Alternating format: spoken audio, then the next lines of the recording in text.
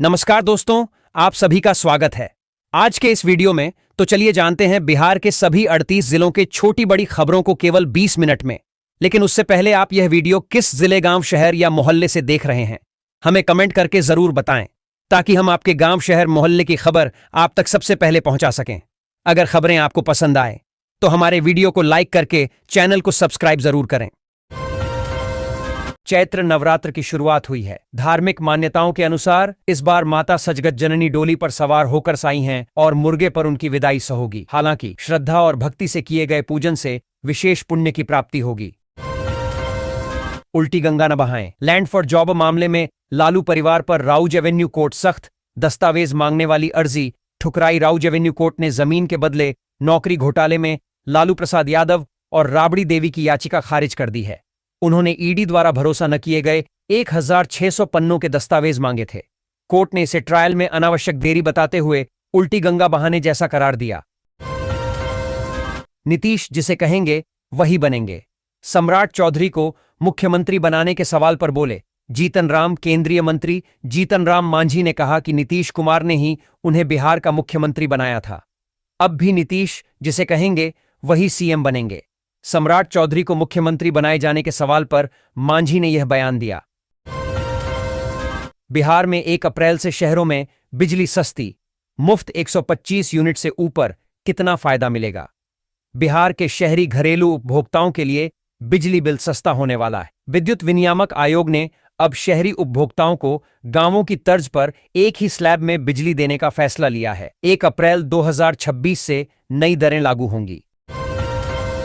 शहरों में ट्रैफिक समस्या और सड़क जाम जैसी समस्याएं आम हैं। इससे रोज हजारों लोग प्रभावित होते हैं। हालांकि अगर प्रशासन और जनता के प्रयास से शहर में लगने वाले जाम के झाम को खत्म कर सकते हैं, इससे लोगों का समय बचेगा और उनका ईंधन भी नहीं बर्बाद होगा। इसका उदाहरण देखने को मिला है बिहार के पूर्णिया में, क्योंकि यातायात प्रबंधन को लेकर पूर्णिया जिले को पूरे बिहार में प्रथम स्थान मिला है। जनगणना 2027 इस बार कई मायनों में खास होने वाली है। दशकों पुरानी कागजी प्रक्रिया को छोड़ते हुए अब पूरी गणना मोबाइल एप्लीकेशन के जरिए ऑनलाइन की जाएगी। महासमुंद तहसील के 188 गांवों सहित जिले भर में इसके लिए मास्टर प्लान तैयार कर लिया गया है। पहले जनगणना का कार्य ऑफलाइन यानी रजिस्टरों में किया जाता था, लेकिन 2027 की जनगणना पूरी तरह डिजिटल होगी। बिहार में बालू गिट्टी भंडारण लाइसेंस अब ऑनलाइन निर्माण कार्य होंगे। आसान बिहार में वैध खनिज व्यापार को बढ़ावा देने और निर्माण कार्यों के लिए बालू गिट्टी की उपलब्धता आसान बनाने हेतु खान एवं भूतत्व विभाग ने ऑनलाइन भंडारण लाइसेंस प्रणाली लागू की है। इससे आम लोगों, ठेकेदारों और निर्माण एजेंसियों को बड़ी राहत मिलेगी, क्योंकि अब उन्हें सरकारी कार्यालयों के चक्कर नहीं लगाने पड़ेंगे। सूरत में एक कस्टमर एटीएम से पैसे निकालने गया। उसके अकाउंट से पैसा कट गया, लेकिन नकद पैसे निकले नहीं। कस्टमर ने 5 दिन तक इंतजार किया, लेकिन उसके खाते में पैसे वापस नहीं लौटे। उसने 9 साल तक पैसे की वापसी के लिए लड़ाई लड़ी। 9 साल बाद सूद समेत उसे पैसे वापस मिले। आज के डिजिटल दौर में ट्रैफिक नियमों का उल्लंघन करना अब पहले जितना आसान नहीं रह गया है।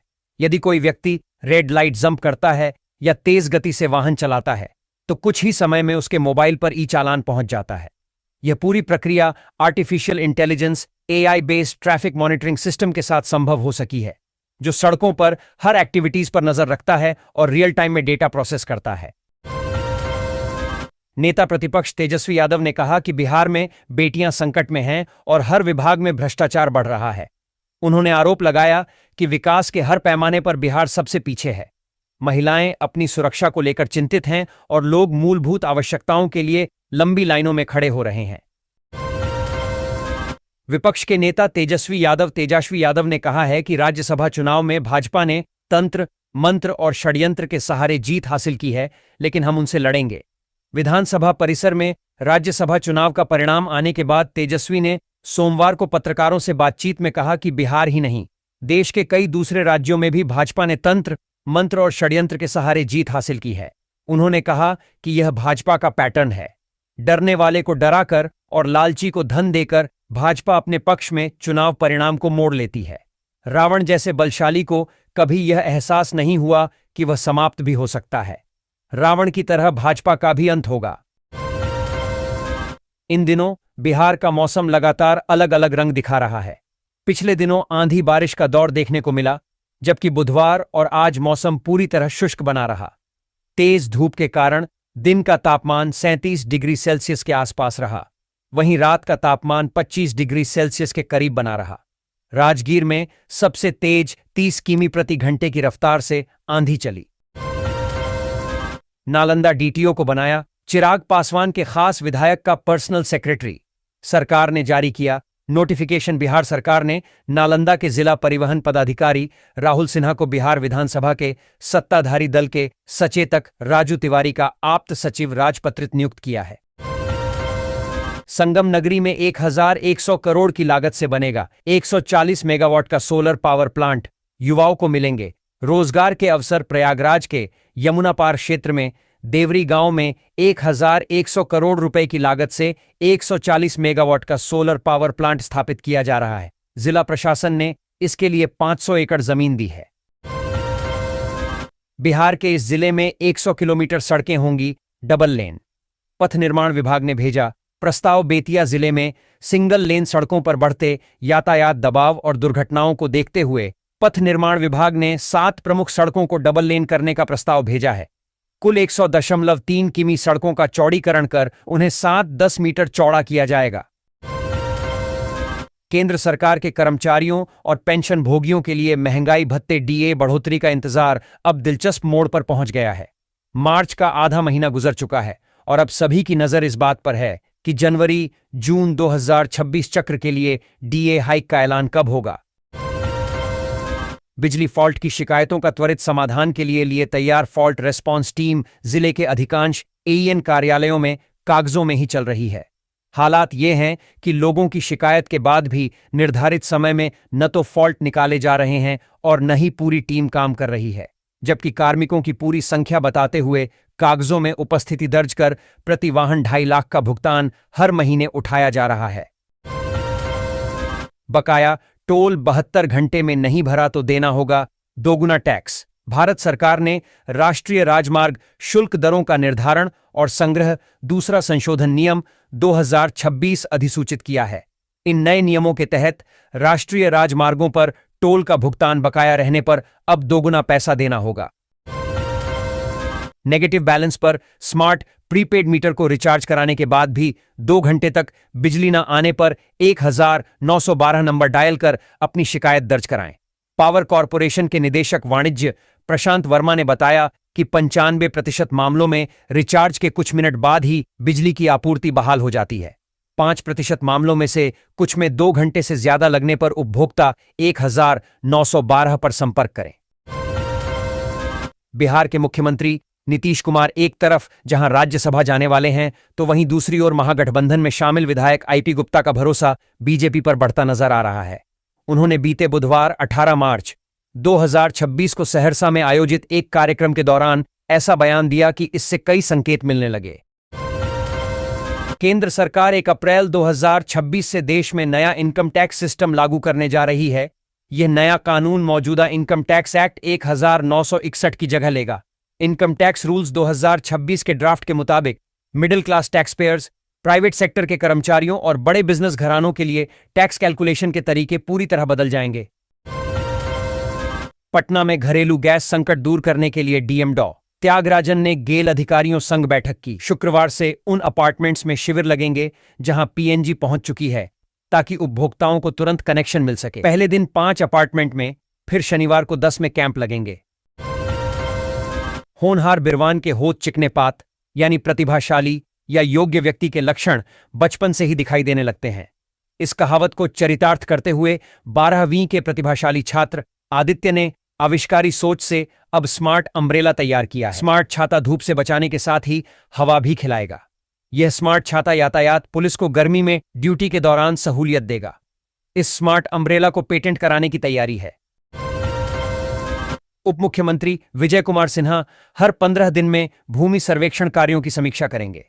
उन्होंने अधिकारियों को दैनिक लक्ष्य पूरा करने और रिपोर्ट मुख्यालय भेजने का निर्देश दिया। पहले चरण के 20 जिलों में सर्वेक्षण इस साल के अंत तक पूरा करना है, जिसमें 67% ड्राफ्ट और 33% फाइनल पब्लिकेशन हो चुका है।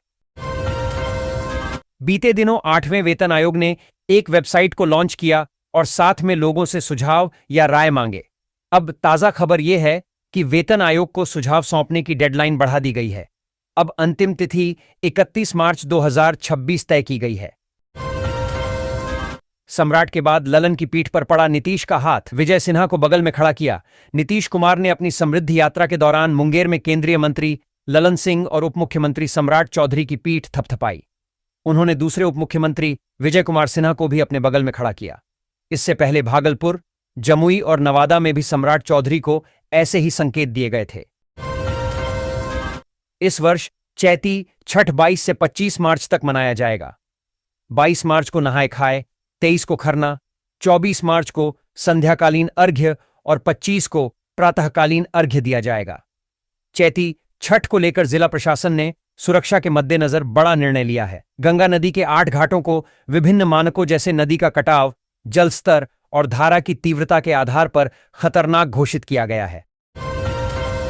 बिहार एसटीएफ ने मुजफ्फरपुर में कई मामलों में वांछित 2 माओवादियों सुजीत पासवान और संतोष साह को वैशाली जिले से गिरफ्तार किया है।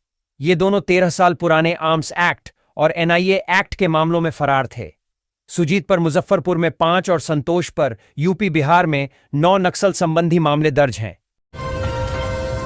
पटना में एलपीजी संकट, 2 दिन में 4,2,0,0,0 से अधिक सिलेंडरों का बैकलॉग बढ़ा। डीएम ने संभाला मोर्चा। पटना में रसोई गैस सिलेंडरों का संकट गहरा गया है। 16 से 18 मार्च के बीच बैकलॉग 42,000 से अधिक बढ़कर 1.93 लाख हो गया। हालांकि बुकिंग में मामूली कमी आई है।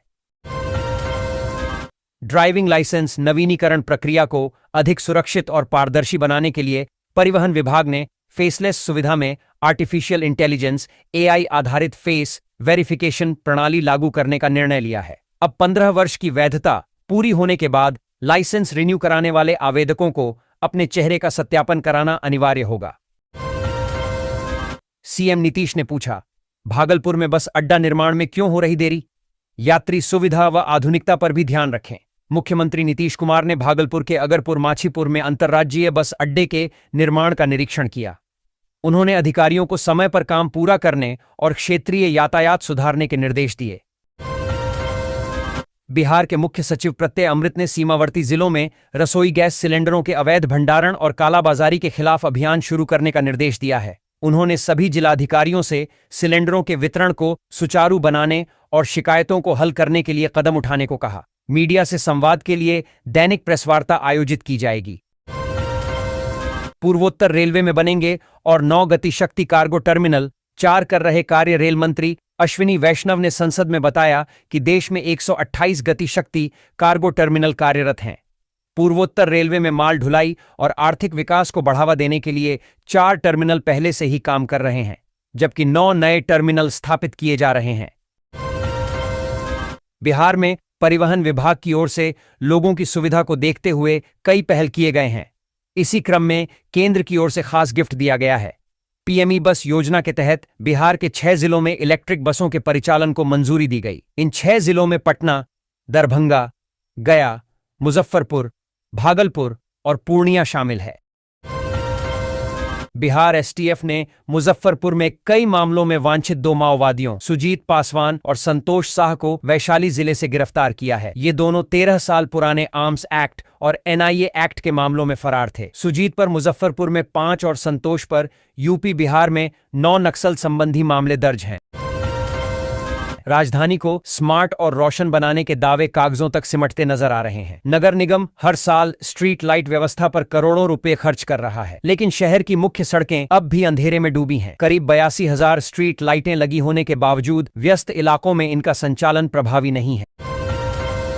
बिहार के मुख्यमंत्री नीतीश कुमार राज्यसभा जा रहे हैं, लेकिन अपनी पार्टी जनता दल यूनाइटेड की कमान वे अपने हाथ में ही रखेंगे। नीतीश फिर से जेडीयू के राष्ट्रीय अध्यक्ष बनने जा रहे हैं। उन्होंने गुरुवार को इसके लिए नामांकन भी कर दिया। नीतीश का पिछले 14 दिनों के भीतर यह दूसरा नामांकन है। इससे पहले 5 मार्च को उन्होंने पटना में राज्यसभा चुनाव के लिए नामांकन किया था। बिहार में खनिज वाहनों की निगरानी होगी और सख्त फर्जी लोकेशन पर लगेगी रोक। खनिज परिवहन की निगरानी को पारदर्शी बनाने के लिए बिहार सरकार तकनीकी सख्ती बढ़ाएगी। उच्च स्तरीय बैठक में वाहन ट्रैकिंग सिस्टम में फर्जी लोकेशन की समस्या पर चिंता जताई गई। देश के लाखों छात्र छात्राओं से जुड़ी खबर है।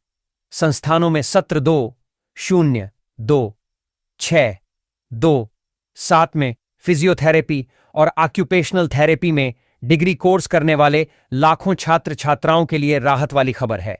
केंद्र सरकार के national commission of allied and health care professions NCHP नई दिल्ली ने राजस्थान समेत देश के सभी राज्यों में बीपीटी एवं बीओटी में बिना नीट के ही प्रवेश मिल सकेगा। लालू राबड़ी को झटका, 1600 दस्तावेजों की मांग खारिज। कोर्ट बोला ट्रायल में देरी नहीं चलेगी। लैंड फॉर जॉब मामले में लालू प्रसाद यादव और राबड़ी देवी को दिल्ली की विशेष अदालत से झटका लगा है। कोर्ट ने 1600 से अधिक दस्तावेज उपलब्ध कराने की उनकी मांग खारिज कर दी। बिहार के नए सीएम को लेकर आया बड़ा अपडेट। बीजेपी नेता बोले नीतीश कुमार से लेंगे सहमति। भाजपा प्रवक्ता प्रेम रंजन पटेल ने कहा कि एनडीए में मुख्यमंत्री के नाम पर कोई विवाद नहीं है। नेतृत्व सामूहिक रूप से निर्णय लेगा और नीतीश कुमार की सहमति भी ली जाएगी। उनका लक्ष्य विकसित बिहार बनाना है। पटना में डिप्टी सीएम सम्राट चौधरी और नीतीश कुमार के बेटे निशांत कुमार की तस्वीरों ने बिहार की राजनीति में हलचल मचा दी है। इन तस्वीरों को देखकर बिहार में संभावित नेतृत्व परिवर्तन और लवकुश समीकरण पर चर्चाएं तेज हो गई हैं। चर्चा तो यह भी है कि नीतीश कुमार अपने सहयोगी सम्राट चौधरी और बेटे निशांत कुमार को बड़ी जिम्मेदारी सौंप सकते हैं। रोजाना हजारों यात्री दिल्ली से बिहार की ओर सफर करते हैं, लेकिन कई बार खासकर त्योहारों के समय ट्रेन में टिकट न मिलने की वजह से और सीधी बस नहीं मिलने की वजह से यात्री समय पर घर नहीं पहुंच पाते हैं। लेकिन अब दिल्ली से बिहार जाने वाले लाखों यात्रियों के लिए बड़ी राहत की खबर आई है। दरअसल अब तक जहां ट्रेनों में भारी भीड़ और लंबे इंतजार से लोग परेशान रहते थे, वहीं अब दिल्ली परिवहन निगम इस समस्या को कम करने की दिशा में बड़ा कदम उठाने जा रहा है। नीतीश कुमार ने अपनी समृद्धि यात्रा के दौरान मुंगेर में केंद्रीय मंत्री ललन सिंह और उप मुख्यमंत्री सम्राट चौधरी की पीठ थपथपाई। उन्होंने दूसरे उप मुख्यमंत्री विजय कुमार सिन्हा को भी अपने बगल में खड़ा किया। इससे पहले भागलपुर, जमुई और नवादा में भी सम्राट चौधरी को ऐसे ही संकेत दिए गए थे। बिहार के लाल को पश्चिम बंगाल में बड़ी जिम्मेदारी, आईपीएस अजय कुमार बने। कोलकाता के पुलिस कमिश्नर बीआईटी सिंदरी के पूर्व छात्र और 1996 बैच के आईपीएस अधिकारी और बिहार के समस्तीपुर के लाल अजय कुमार नंद को कोलकाता का पुलिस कमिश्नर नियुक्त किया गया है।